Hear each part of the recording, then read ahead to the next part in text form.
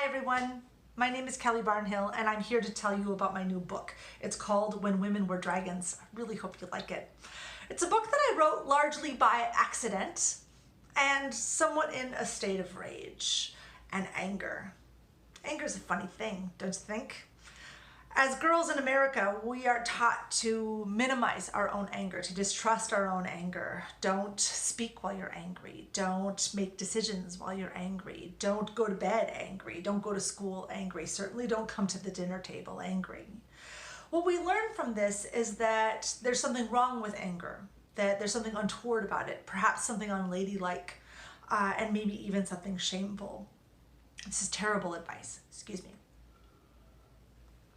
Terrible advice, because it takes away the power of anger. And also, anger is useful. It clarifies and illuminates. It allows us to burn away the chaff and distractions and leave the truth behind. It allows us to change ourselves, to change our lives, to change the lives of others, and even to change the world. I wrote this book during a very angry time in the United States of America. Trump was president. We had the Kavanagh hearings where a very silly man with very silly hair got on national television and wept and cried and talked about his drinking buddies with very silly names like Squee and stuff, and then screamed at America and told us that we would reap the whirlwind. And boy, have we.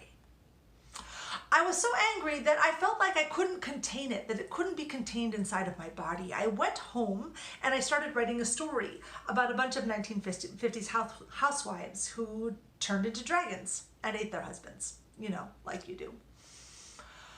I thought I was doing this just to blow off steam, but the more I wrote, the more I discovered that there was something more here. And over time, the book became less about anger and more about trauma and memory and the relationship between trauma and memory.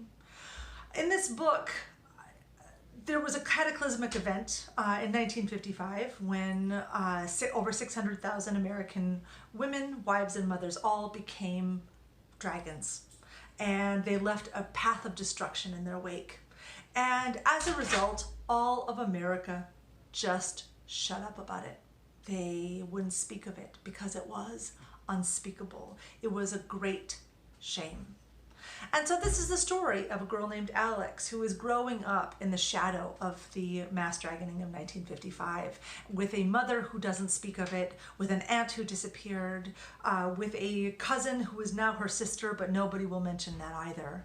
And she's trying to understand her place in the world when the world won't even admit what it is.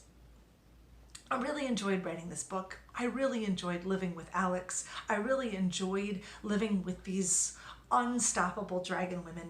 I hope you do too. Thank you so much and enjoy reading. Thanks.